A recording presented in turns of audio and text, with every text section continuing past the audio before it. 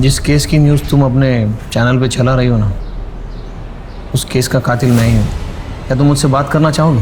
हाँ हाँ, एक मिनट, आप बस लाइन पे रहिए। मैंने आवाज से 2 बार उसके सर पर वार किया। आवाज सुनकर औरत भी जाग गई और मैंने उसे भी मारा और उसके साथ बलात्कार किया। मैं 3 घंटे तक उस घर में था। मैंने कपड़े बिखेरे, खाना फैलाया और पूरा घर तहस नहस कर दिया। और ये बेवकूफ पुलिस वाले मुझे छोड़ सोरी गैंग को ढूंढते रहे। तुम लोगों को क्या लगता है ये ऐसी निकम्मी पुलिस तुम लोगों की रक्षा करेगी?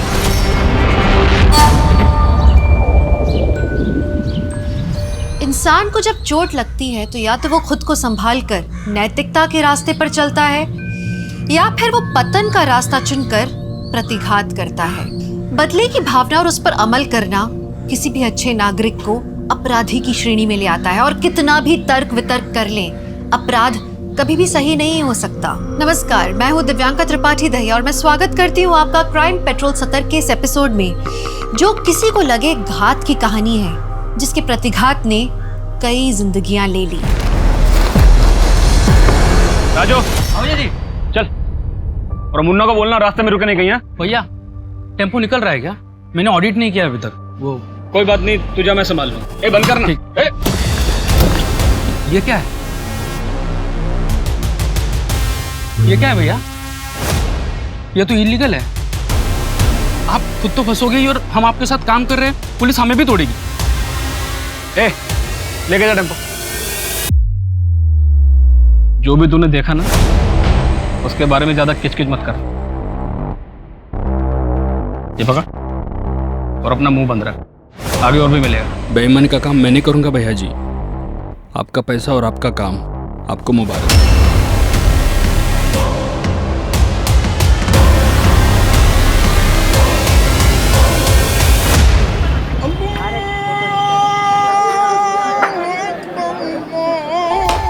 अरे वाह गीता बेटा, वेरी गुड।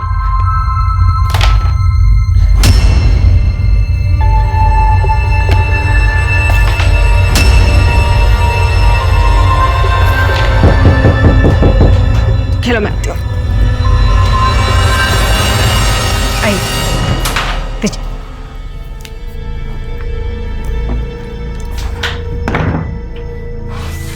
क्या हुआ? कुछ नहीं। अरे क्या हुआ है, बताओगे? अरे वो माधव भैया कट्टे का गैर कानूनी काम करते हैं। मैंने अपने आंखों से देखा आज। फिर क्या, नौकरी छोड़ दी मैंने। अरे नौकरी छोड़ दोगे तो कैसे काम चलेगा? अरे सूरज का इलाज, हम पहले इतने कर्जे में हैं। अरे लेकिन ऐसी जगह काम करेंगे तो एक ना एक दिन मैं भी फंस जाऊंगा ना। मुझे सब कुछ पता है, तुम चिंता मत करो। और वैसे भी सिर्फ नौकरी के भरोसे सूरज का इलाज नहीं हो पाएगा, मुझे अलग से कुछ इंतजाम करना पड़ेगा। लेकिन कैसे? चाहे जो कुछ करना पड़े, लेकिन मैं इलाज के पैसे लाऊंगा जरूर।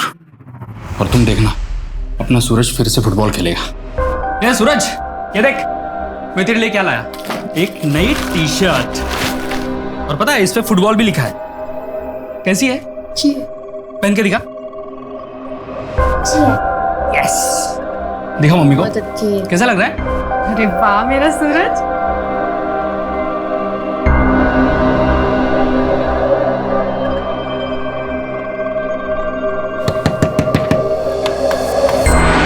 अरे दीपक, तुम आओ ना, मैं चाय बना रही थी। नहीं बेला, थोड़ा जल्दी में हूँ। ये पैसे नीमा ने भिजवाया है। कल 5 टोकरियां बिकी थी ना, उसके है। वो सब ठीक है, लेकिन आओ अंदर, मैं चाय बना रही थी, अब साथ में चाय पीते हैं। अरे नहीं ठीक है। अरे आओ। क्या तुम भी? ये लो। और बताओ, सूरज कैसा है? ठीक है, डॉक्टर ने बोला है कि जल्दी ठीक हो जाएगा, लेकिन पैसे बहुत लगेंगे, कम से कम 5 लाख। 5 लाख? हाँ। इतना सब कैसे करोगे आप? मैं अपने पापा से बात करूं, वो कुछ ना कुछ मदद जरूर कर देंगे। या फिर मेरे जो जेवर थे वो बेच के तुम्हारी मदद हो ही जाएगी। अरे इतना बोला वो बहुत है, मैं कुछ ना कुछ इंतजाम कर रहा हूँ ना। अच्छा, नीमा के घर से दहेज में कुछ नहीं मिला था क्या?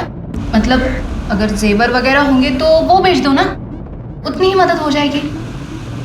बेला, मैं निकलता हूँ। वो क्या है ना, घर पे सब लोग इंतजार कर रहे होंगे। अरे लेकिन चाय तो खत्म कर लो। सुनो दीपक, अरे दीपक आते रहना। राशन का 2000, दवाइयों का 4.5, 6.5। अच्छा चाय बना दूं आपके लिए? अरे नहीं, वो बेला के यहाँ से पी के आया मैं। अच्छा सुनो ना, वो 2000 रुपया था ना मेरे पास, उसमें से 1000 रुपये मैंने गायत्री काकी को दे दिए। उनके पास खाने के भी पैसे नहीं थे। कोई बात नहीं, किसी की मदद करना अच्छी बात होती। अच्छा किया। पापा जल्दी आइए, सूरज क्या हुआ?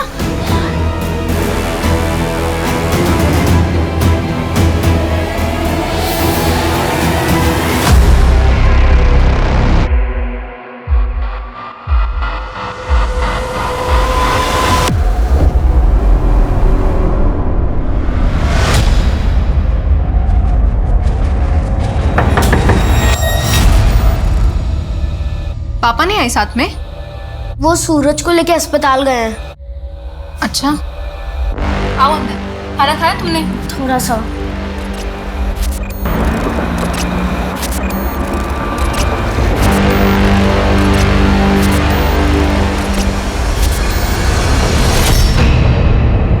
सुन नीमा, रात बहुत हो चुकी है। गीता को सुबह लाता हूँ। बेला को मैंने फ़ोन कर दिया है। डॉक्टर ने जो नई दवाई लिखी है, मैं क्या सोच रही थी, वो ले लें क्या?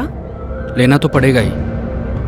कल मैं माजी के पास चला जाता हूँ, हो सकता है कुछ और मदद कर दे। अच्छा आप एक बार माधव भैया से बात करके देखो ना।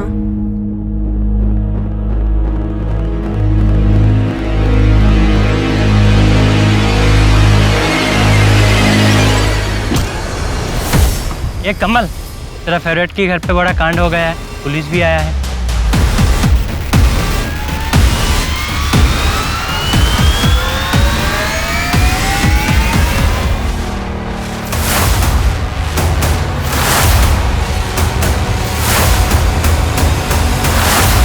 लगता है कोई इनसे बहुत नाराज था। पर किससे मैम?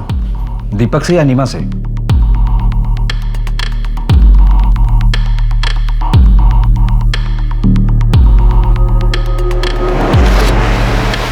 मैम, यहाँ तेल के निशान भी है और सामान भी बिखरा पड़ा हुआ है। लगता है रॉबरी का मामला है।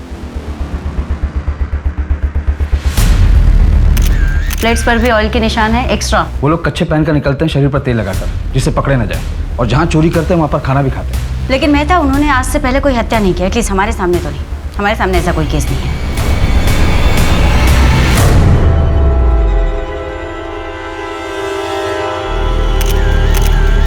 गोल्ड चेन, एस का लॉकेट भी है। अगर इस घर में रॉबरी हुई है तो फिर इतनी भारी गोल्ड की चेन यहाँ कैसे छोड़ सकते हैं? मैम, ये देखिए, ऐसा लग रहा है कि 2 दीवार पर फोटो फ्रेम है, जिसे अभी भी निकाला गया है। फैमिली फोटो, बच्चे भी हैं। एक बेटा और बेटी है, सूरज और गीता। पड़ोसी ने बताया कि सूरज की तबीयत काफी खराब हो गई थी, इसलिए कल रात उसे हॉस्पिटल लेकर गए और गीता को नीमा की सहेली बेला के घर भेजा गया। तो सूरज इस वक्त कहाँ है? एस फॉर सूरज, ऐसा हो सकता है कि नीमा ने अपने बेटे के लिए चैन बनवाई हो, या उसका नाम का लॉकेट वो खुद पहन रही हो। मैडम जी, यहाँ कुछ है।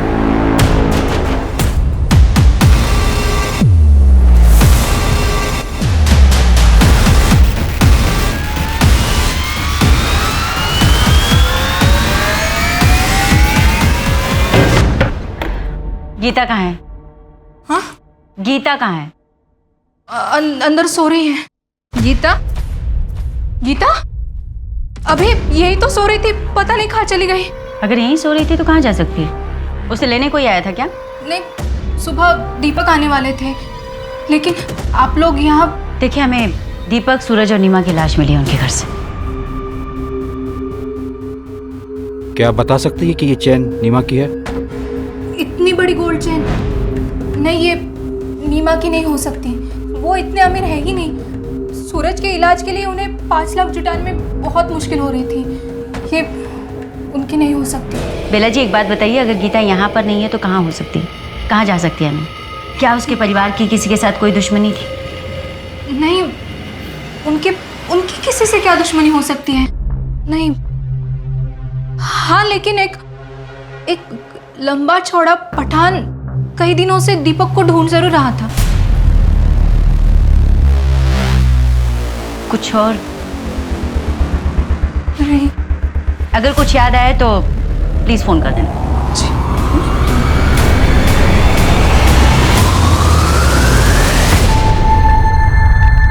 अरे यार नीमा, बहुत देर हो गई, कम से कम एक कप चाय तो पिला दे। बस ये हाथ का काम समेट लूं, फिर बनाती हूँ। अरे तुम लोग अपना काम चालू रखो, मैं चाय बना देता हूँ। हाँ। यार नीमा, तुझे एक बात बोलूं, तू बड़ी खुशनसीब है कि तुझे दीपक जैसे पति मिले। अरे मतलब मेहमानों के बारे में जो इतना सोचता है, वो तो अपनी बीवी को पलकों पर ही बिठा कर रखता होगा ना।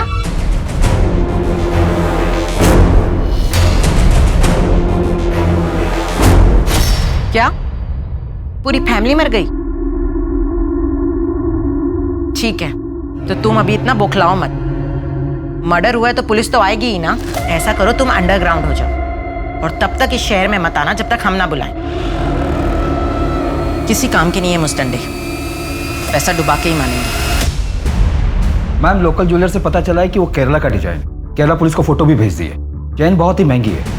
अगर हमें कहीं से ये पता चल जाए कि वो चेन किसकी है तो शायद हमें कोई लीड मिले। प्रदीप, जिस तरीके से बॉडीज को प्लेस किया गया था उससे कोई पर्सनल एंगल लगता है। ऐसे लगता है जैसे कोई खुन्नस खाया हुआ था, उन्हें देखना ही नहीं चाहता था। मैम, सॉरी गैंग के खिलाफ एविडेंस तो मिले हैं, पर मुझे भी ये एंगल पर्सनली लग रहा है। पर एक बात मेरी समझ में नहीं आ रही कि इतनी गरीब फैमिली को कोई टारगेट क्यों करे। सूर्य गैंग का कुछ और पता चला? एरिया में कई जगह दिखाई दिए, रेड अलर्ट जारी किया मैम। प्रदीप, नीमा और दीपक का पर्सनल एंगल भी खंगाल, हो सकता है केस वहां से जुड़ा।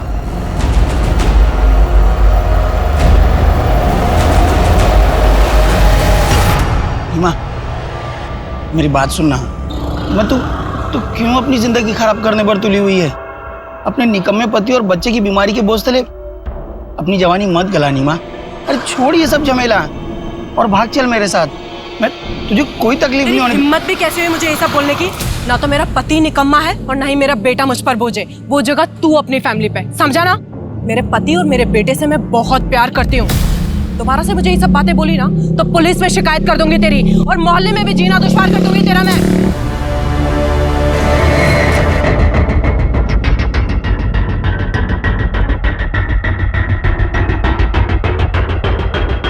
दीपक के घर की तरफ जाने वाली गली के बाहर जो सीसीटीवी कैमरा लगा हुआ है उसमें ये सब कैप्चर हुआ, और ये दीपक के घर से मेन रोड तक जाने का यही एक रास्ता है। प्रदीप, ये सोरी गैंग का तो नहीं लग रहा, पर ये लोग पीछे से भी तो आ सकते हैं ना। पीछे वाला रास्ता?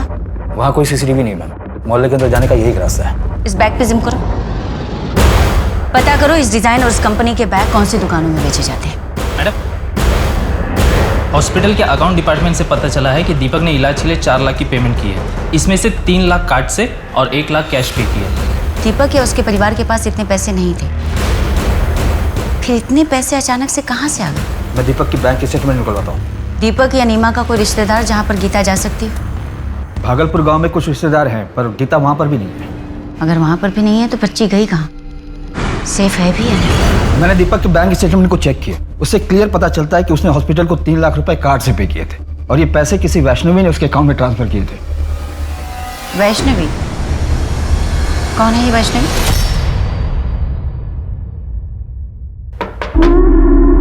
अरे आओ दरोगा, आओ। कहिए कैसे आना हुआ?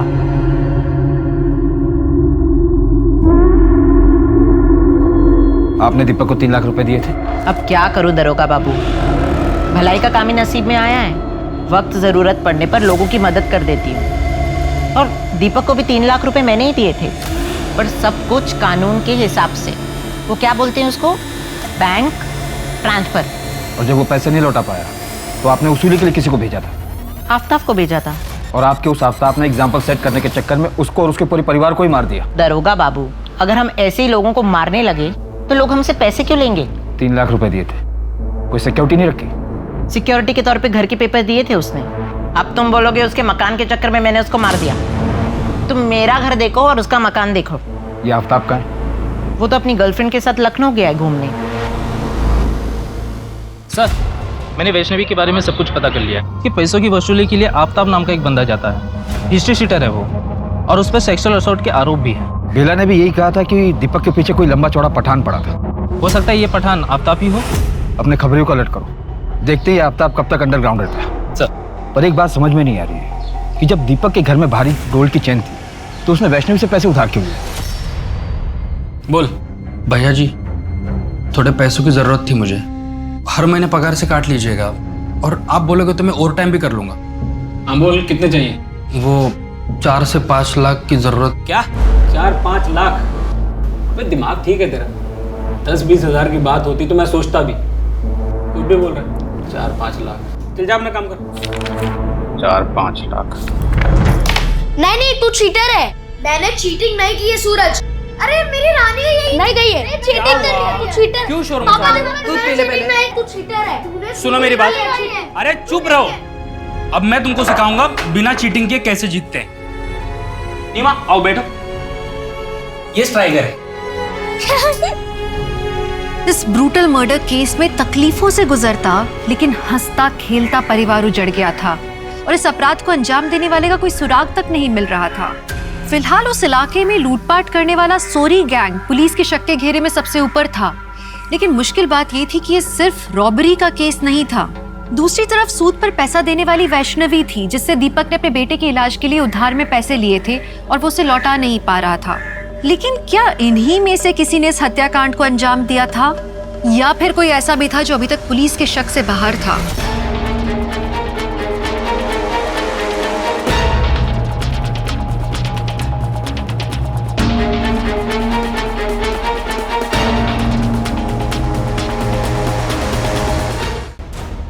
सच सच बता दो, वरना और बुरा हाल करेंगे तुम लोगों का। सर कहा तो उस रात हमने उसी इलाके में चोरी की थी सर, लेकिन मर्डर वाली जगह पे हमारा ग्रुप चोरी करने नहीं गया था। हमने जहाँ चोरी की थी वो घर कई दिनों से बंद पड़ा था सर। सर सच बोल रहे हैं साहब। चोरी करते करते मर्डर भी करने लगे तुम लोग।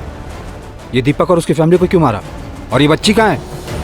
सर इसी बच्ची को मैंने उस रात सड़क पे देखा था सर। यही बच्ची है सर। डरी हुई थी और भागी जा रही थी। मेहता, अगर ये लोग सही कह रहे हैं तो फिर तो गीता जिंदा होनी चाहिए, लेकिन वो है कहाँ?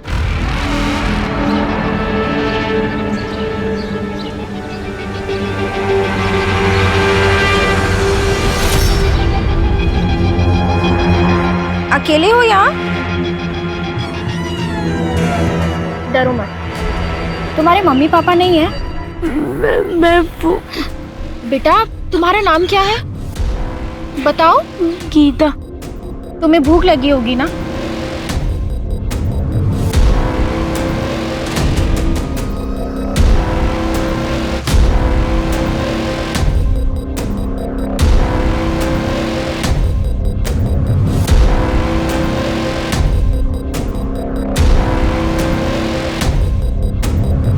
बच्चे को जानते हो आप? अरे ये तो वही है ना, दूसरे वाली गली में रहती है। सुना है इसकी माँ का मोहल्ले में किसी लड़के के साथ लफड़ा था। किसके साथ? वो तो नहीं पता। कुछ तो बताओ यार, कहाँ जाती है कहाँ आती है? अरे मैंने सुना था तो बता दिया, बाकी आप मोहल्ले में जाके पूछ लीजिए किसी भी। हाँ मुन्ना बोल। मैडम, पता चला है कि दीपक अपनी नौकरी से खुश नहीं था, क्योंकि उसका चक्कर और उसका किसी लड़के के साथ चल रहा था। मुन्ना, तुम ये रोज रोज नई नई कहानियां मत सुनाओ। कोई सॉलिड एविडेंस और जानकारी हो तो बताओ। मैडम मुझे थोड़ा टाइम दो, मैं उस लड़की की पूरी कुंडली निकाल कर आपके सामने रख दूंगा। कामकाज में ठीक था दीपक, पर सच तो यह है कि वो अपनी सैलरी से खुश नहीं था। अपने बेटे की बीमारी की वजह से उसकी पैसों की ज़रूरत थी भी बहुत ज़्यादा। अब सर, मुझे भी अपना धंधा रन करना है, किसी एक की सैलरी तो बढ़ा नहीं सकता, बाकी लोगों को भी जवाब देना पड़ता। उसका यहाँ पर किसी के साथ कोई पंगा था? नहीं, ऐसा कभी कुछ सुना तो नहीं, पर हाँ सर, कुछ पता लगेगा तो आपको ज़रूर बताऊँगा। ठीक है। पोस्टमार्टम रिपोर्ट के हिसाब से दीपक के सर पर किसी भारी चीज से वार करने की वजह से उसकी मौत हुई, वो भी मारने के बाद, यानी कि नेक्रोफिलिया। मतलब ये केस नीमा से कनेक्टेड है? ऐसा भी हो सकता है कि कोई दीपक से नाराज हो, उससे बदला लेने का ये उसका तरीका। मैडम, केरला से गोल्ड चेन की सारी इंफॉर्मेशन आ गई। वो गोल्ड चेन दरअसल में मुनी जमानी माला कहलाता है, और ये स्पेसिफिक डिजाइन खोजी कोड़े में बनाई जाती है, और खोजी कोड़े के जिस ज्वेलर ने बनाई थी उसी का इनिशियल एस उस पर था। यानी कि वो एस सूरज के लिए नहीं था। कुछ बताया उसने कि वो माला उसने किसके लिए बनाई थी? पिछले साल ही उसकी मौत हो गई थी, तब से वहाँ ऐसा कोई गहना नहीं बनाया गया। उसका एक बेटा था मैम, जो अब केरला में नहीं रहता, लेकिन पुलिस उसे ट्रैक कर रही है।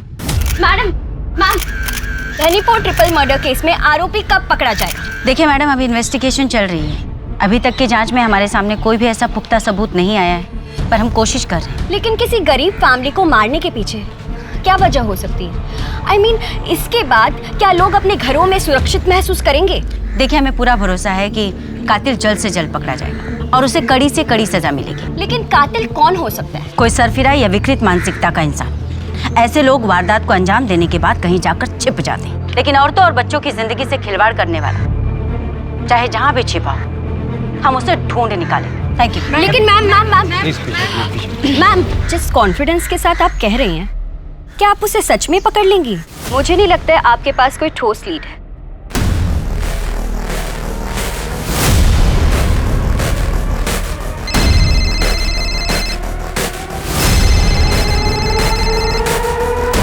हेलो, जिस केस की न्यूज़ तुम अपने चैनल पे चला रही हो ना, उस केस का कातिल मैं ही हूँ।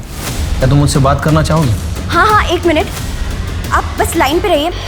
पहले कभी ना दिखाए जाने वाली न्यूज़, आज की सबसे बड़ी खबर हम आपके सामने लेकर आए हैं। एक ऐसे अपराध की घटना जिसके बारे में देखना सुनना तो दूर, उसके बारे में कभी किसी ने सोचा भी नहीं होगा।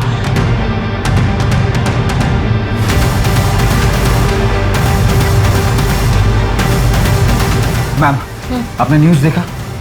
नहीं, क्यों, क्या हुआ? मैंने वास से 2 बार उसके सर पर वार किया।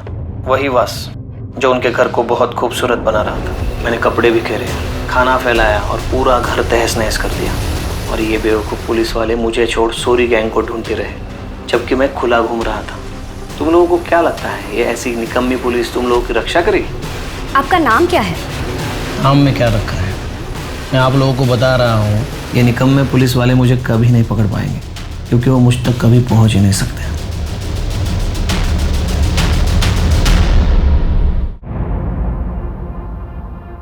हर सोशल मीडिया पर सिर्फ इसी केस के चर्चे चल रहे हैं, वो भी सिर्फ तुम्हारी वजह से। तुम्हें पता है इस केस को लेकर मुझ पर कितना प्रेशर है? आधी रात को उठकर आना पड़ा है मुझे यहाँ। इस तरह से सोल्व करेंगे आप इस केस को? मिस गायत्री, 1 हफ्ते का टाइम है आपके पास, वरना अपने ट्रांसफर की तैयारी कर लीजिए। Okay sir, thank you. आपको वो वीडियो कहाँ से मिला पूजा जी? वीडियो? वो तो मुझे एक रिलायबल सोर्स से मिला था। अगर उस वीडियो के फुटेजेस में कोई भी छेड़छाड़ या टेम्परिंग की गई होगी तो उस कातिल के पकड़े जाने के बाद में आप भी नहीं बचेंगे। हमारे इन्वेस्टिगेशन में बाधा डालने के जुर्म में मैं आपको भी बिहाइंड द बार कर दूंगी। मुझे नहीं पता कि वो वीडियो ऑथेंटिक है या नहीं। मैंने तो बस, मुझे अपने घर के बाहर एक सीडी मिली थी और फिर मुझे किसी का कॉल आया था। आपके सेंसलेस जर्नलिज्म के कारण लोगों में कितनी दहशत भर गई है उस हत्याकांड को लेकर, लेकिन आप लोग सिर्फ और सिर्फ अपने टीआरपी के बारे में सोचो। मेहता, सीडी इन से लेकर टेक्निकल टीम को भेज। वो सर, डैड सिर्फ अपने रॉयल और स्पेशल कस्टमर्स के लिए ऑर्डर पर ज्वेलरी बनाते। क्या ये चेन आपके यहाँ बनाई गई थी? सीरियल नंबर बताइए ना सर।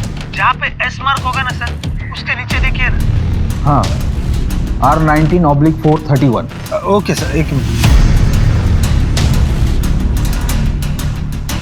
ये चेन ना अलीगढ़ से शाजिया फरहान के ऑर्डर पे बनाई गई थी।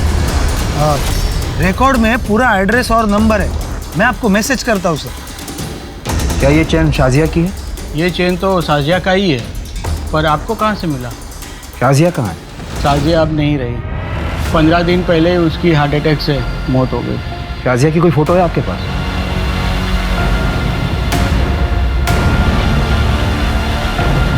अभी ज्वेलरी के साथ उसे हमने दफन किया था। शाजिया के साथ ये बच्चा कौन है? ये हमारा नवाज़ा है, शाजिया का बेटा। चैन की मिस्ट्री को सॉल्व करना पड़ेगा। एक काम करो मेहता, कोर्ट से ऑर्डर निकलवाओ, इस ताजिया की बॉडी को निकलवाते हैं, एग्जामिन करते हैं। मैम, मुन्ना का फोन भी आया था, उसने बताया कि नीमा के मोहल्ले में एक लड़का रहता है कमल, वो नीमा को पसंद करता था। ले आओ उससे भी।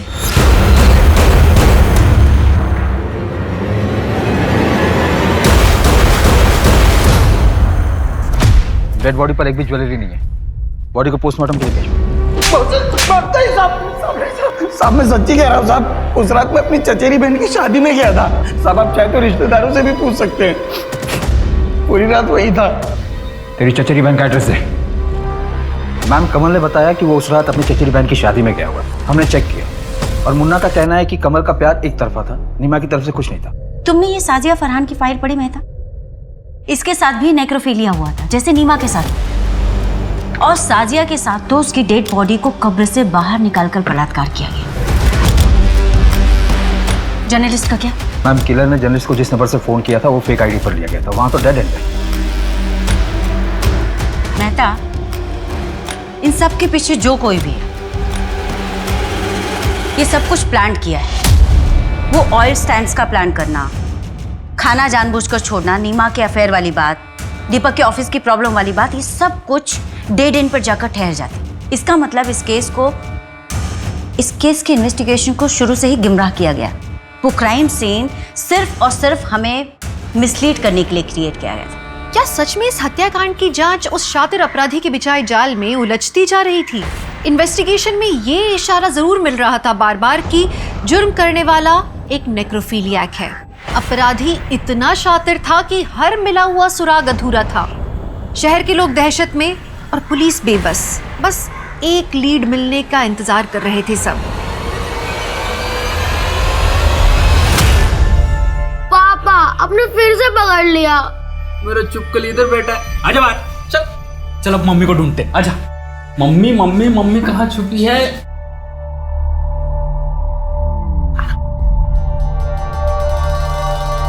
ये पकड़ लिया।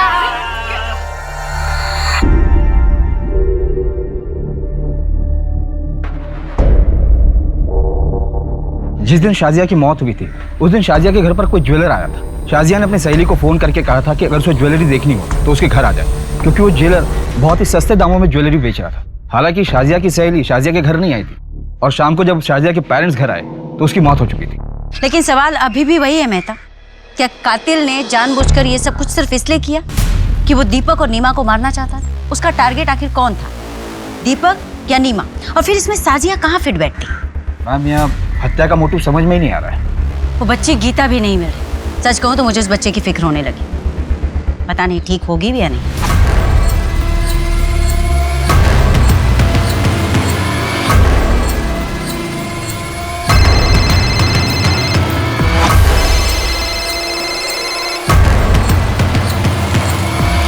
हेलो, ठीक है, मैंने कहा।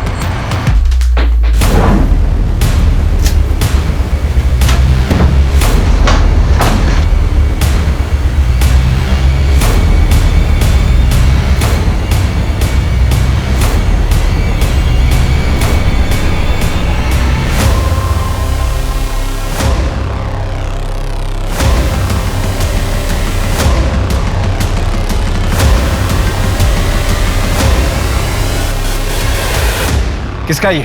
सब ये मेरा नहीं है, वो मैं माधव भैया के लिए डिलीवरी लेने आया था। माधव कौन? माधव पांडे? हाँ, वही फर्नीचर वाले माधव। दीपक के काम छोड़ने के बाद तूने शाजिया की लाश कब्र से निकाली और दीपक के घर जाकर क्राइम कर दिया। मैं किसी शाजिया फरहान को नहीं जानता। दीपक और उसकी फैमिली को कैसे मरवाया? सर, मैंने ना किसी को मारा ना मरवाया, क्योंकि सर मैं अच्छी तरह जानता था कि दीपक में कंप्लेंट करने की ना तो हिम्मत थी ना टाइम। सर वो तो अपने परिवार में परेशान था। सर मैं एक बिजनेसमैन हूँ, कोई खूनी नहीं हूँ। सब कुछ मुझे जाने दो सर। क्या गीता का वहां भी कुछ नहीं पता चला? उस माधव ने कुछ कन्फेस किया? नहीं मैम, कट्टो का इलीगल बिजनेस से यही कन्फेस किया। उसका कहना है कि इस हत्या में उसका कोई हाथ नहीं है। चार्जशीट तैयार करो, इलीगल वेपन और ट्रैफिकिंग के केस में अंदर ही रहो। मैम, कमल से भी कुछ निकल नहीं पा रहा है। वो उस रात अपनी चचेरी बहन की शादी में गया था और सुबह 6 बजे निकला था वहां से। जी क्या? ठीक है, हम आते हैं। क्या हुआ? मैम, रसूलपुर में एक लड़की मिली है जिसकी डिटेल्स गीता की डिटेल से मैच करती है। आ रही हूँ बाबा। गीता का? कौन गीता? मैडम, आप ऐसे अंदर कैसे जा रहे हैं? सही, यहाँ ढूंढो। मैं कह रही हूँ ना, वहाँ कुछ नहीं है।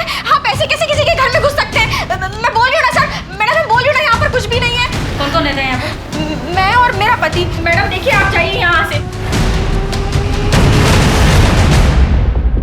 चप्पल तो किसी बच्ची की लगती है। मैंने कहा ना यहाँ कोई बच्ची नहीं है।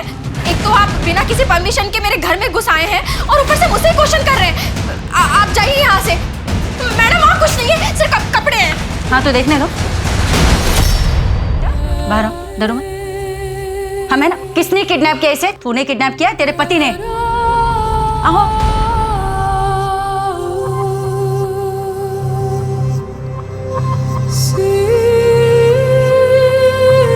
मैडम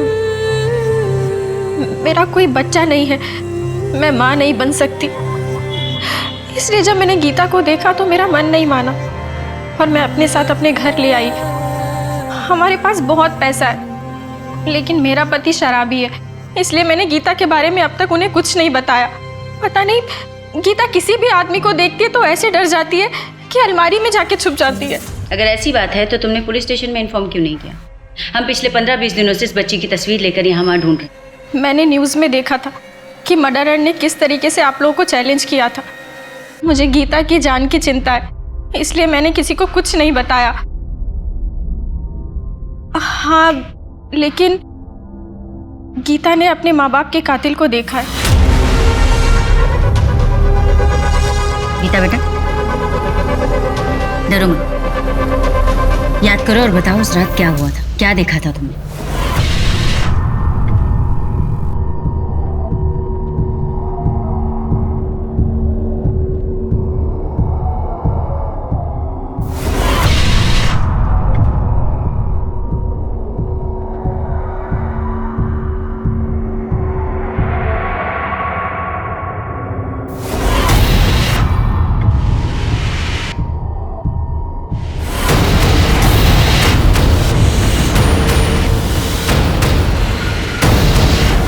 मैंने उसका चेहरा नहीं देखा, उसे सिर्फ पीठी नजर आ रही थी और वो बार बार अपने हाथों पे ऐसे खुजा रहा था। और कुछ चीज, कुछ और देखा तुमने? कुछ याद है तुम्हें? हाँ, उसने अपने कान में बाली पहनी थी।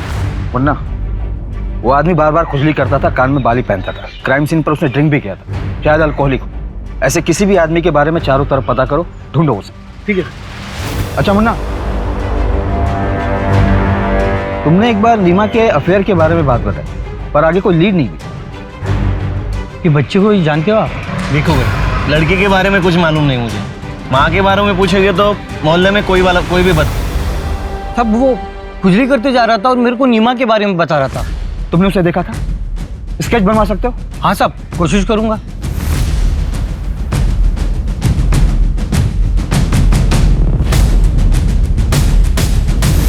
मर्डर के दूसरे दिन ही वो हमारी आंखों के सामने था, हमें मिसलीड करता रहा और हम उसे नहीं पहचान पाए। आज की तारीख में हमारे पास केवल उसका स्केच है और हम उसके बारे में कुछ नहीं जानते।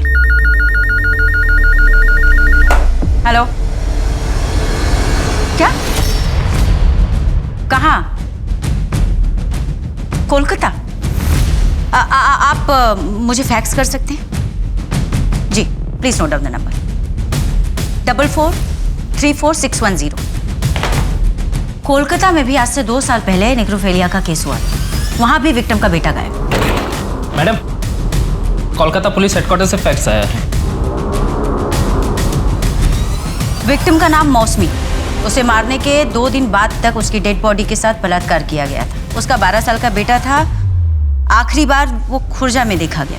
इस मामले में भी सस्पेक्ट एक साड़ी बेचने वाला था जो अक्सर मौसमी से मिलने आया करता था, क्योंकि मौसमी को नई डिजाइन की साड़ियों का शौक था और वो उसकी कमजोरी थी। ये वही स्केच वाला है शायद जिसके शिकार सारी औरतें और उनके बच्चे हुए। लेकिन मैम, ये कोइंसिडेंस भी तो हो सकता है। ये भी तो हो सकता है कि इस बार कोई कोइंसिडेंस ना हो, उसकी मोडस ऑपरेंडिंग ही ऐसी हो। वो पहले औरतों की कमजोरी का पता लगाता हो, उसके बाद में उन्हें अपना शिकार बनाता हो। लेकिन नीमा की वीकनेस क्या थी? सूरज और उसके इलाज में लगने वाली महंगी दवाइयाँ। मेहता, एविडेंस में जो हमने दवाइयाँ रखी थी, पता करो दवाइयाँ कहाँ से लाई गई थी। क्या ये मेडिसिन आपके स्टोर की है? हाँ, मेडिसिन हमारे स्टोर की। क्या तुमने कभी इस आदमी को देखा है? हाँ, शायद ये आदमी हमारे स्टोर पर मेडिसिन लेने आया था। हाँ, याद आया। उसने बताया था कि वो अलीगढ़ हॉस्पिटल में वार्ड बॉय है।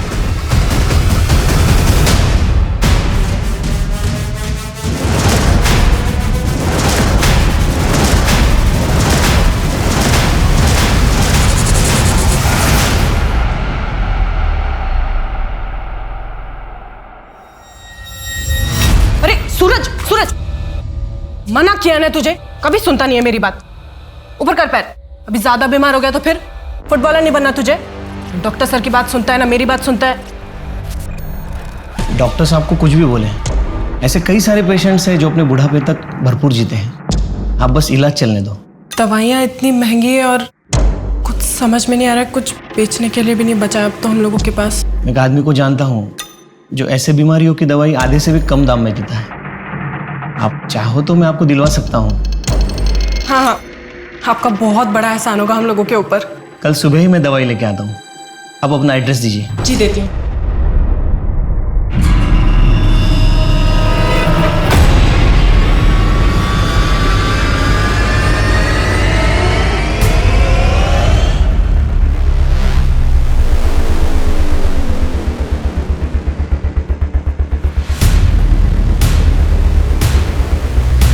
चेक करो।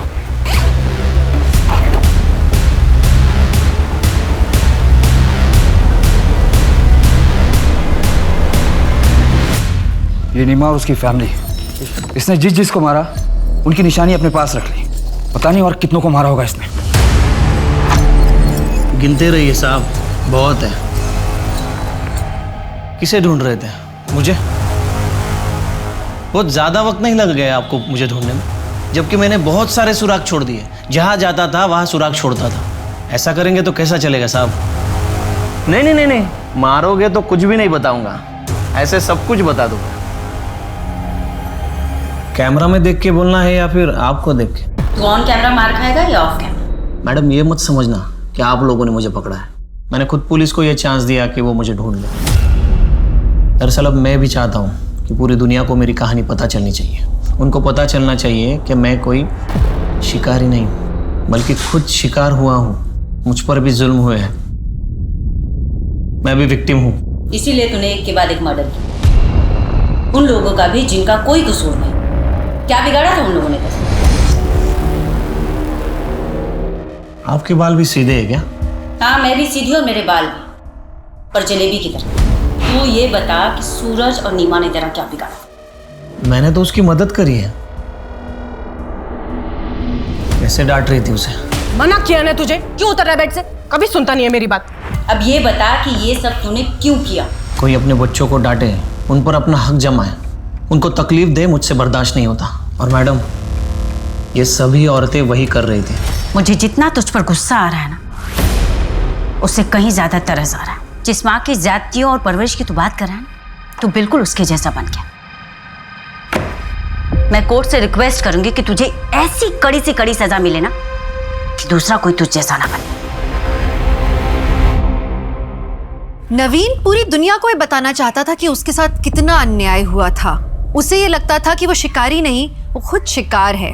जबकि सच्चाई ये है कि एक मानसिक आघात ने उसे नेक्रोफिलियाक बना दिया था। उसने जो किया था वो कोई मामूली अपराध नहीं था। महिलाओं के प्रति भारी नफरत ने उसे अंधा बना दिया था और प्रतिघात में वो मासूम औरतों पर हमला करता था। अपने ऊपर हुए घात से उबरकर सही दिशा में बढ़ना ही इंसानियत है। यही फर्क है एक अच्छे नागरिक और एक अपराधी के बीच में। आप अपनी हर प्रतिक्रिया में नैतिकता को याद रखें। इस आशा के साथ मैं दिव्यांका त्रिपाठी दयाब लेती हूँ आपसे विदा। फिर मिलूंगी एक नई सच्ची कहानी के साथ। आप देखते रहें क्राइम पेट्रोल सतर्क। जय हिंद। इस तरह के और भी एपिसोड देखने के लिए हमारे चैनल को सब्सक्राइब करें और बेल आइकन दबाना ना भूलें।